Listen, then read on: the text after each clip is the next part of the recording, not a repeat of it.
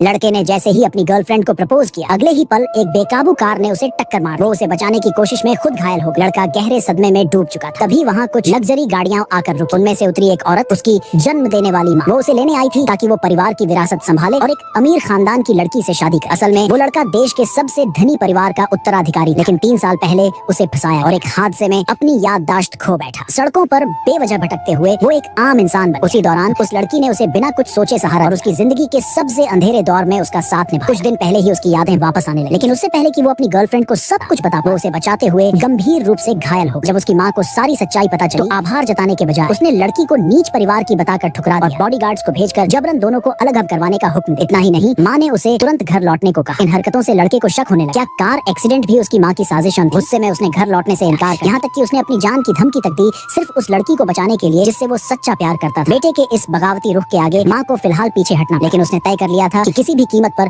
उसे वापस ले जाकर वारिस बनाए। उसने अफवाह फैलानी शुरू कर दी कि वह विदेश से उसके चचेरे भाई को वापस लाए, जिसे वह अगला वारिस बनाए। साथ ही उसने 6 महीने बाद लड़के की अमीरी वारिस से भव्य शादी भी प्लान, लेकिन लड़के को इससे कोई फर्क नहीं पड़ा। उसका बस एक ही ख्वाब था, अपनी कोमा में पड़ी गर्लफ्रेंड के पास रहना और एक शांत सुकून भरी जिंदगी बिता। फिर भी उसकी माँ हार नहीं। हर दूसरे दिन वो नूडल शॉप में आकर दिखावा कर कि वह सिर्फ खाने आई है, लेकिन असल में उसे मनाने की कोशिश। लड़का हर बार ठंडी बेरहम नजर से उसे झुका दे और हर बार उसकी उम्मीदें टूटती रही। एक दिन उसके चचेरे भाई को पता चला कि देश की सबसे धनी महिला अक्सर एक विशेष नूडल शॉप में आती है। गलतफहमी में उसने सोचा कि वहाँ के नूडल्स में कुछ खास बात हो, इसलिए वह अपने कुछ साथियों के साथ वहाँ खाने पहुंचा। जैसे ही वह शॉप में प्रवेश किया, उसकी नजर उस युवक की मंगेतर पर। उसकी आकर्षक खूबसूरती देखकर चचेरे भाई के मन में निहित स्वार्थ जाग उठा। फौरन उसने उसे जबरदस्ती अपने साथ ले जाने की कोशिश। लड़की के माता पिता तुरंत बचाव में आए, लेकिन चचेरे भाई ने उनकी अपीलें अनसुनी। अपनी आने वाली जमींदार की हैसियत का घमंड दिखाते हुए उसने सार्वजनिक स्थान पर नाजायज तरीके से लड़की से छेड़छाड़। तभी लड़का मौके पर पहुंच गया और उसे रोक, लेकिन चचेरे भाई ने उसे पहचानने से इनकार और घमंड से बोला, मैं सबसे अमीर परिवार का वारिस हूं। यह सुनते ही युवक का गुस्सा फूट और उसने तंज कसा, तुम जैसे हकदार भी नहीं। चचेरे भाई के एक साथियों ने दिखावा करने के लिए युवक को जबरदस्ती जमीन पर गिरा दिया। गुस्से में अंधा चचेरा भाई अपनी मंगेतर को सामने अपमानित करने की ठान चुका। युवक ने ठाना कि वह अमीर महिला से कहेगा कि वह अपने चचेरे भाई की संपत्ति छीन और परिवार की बैठक बुलाकर उसे परिवार से बाहर कर। लेकिन चचेरे भाई ने उसकी बात को केवल धमकी समझा और उसे पूरी तरह अपमानित करने का इरादा कर। उसने आदेश दिया कि युवक और लड़की को नूडल शॉप के स्टोर रूम में बंद कर दिया और वहीं लड़की के साथ बुरा बर्ताव किया। बात चल रही थी कि सबसे अमीर महिला अपनी पोती के साथ अपने बेटे से मिलने, लेकिन बेटे से संपर्क नहीं हो पा रहा। उसे कुछ गलत होने का एहसास हुआ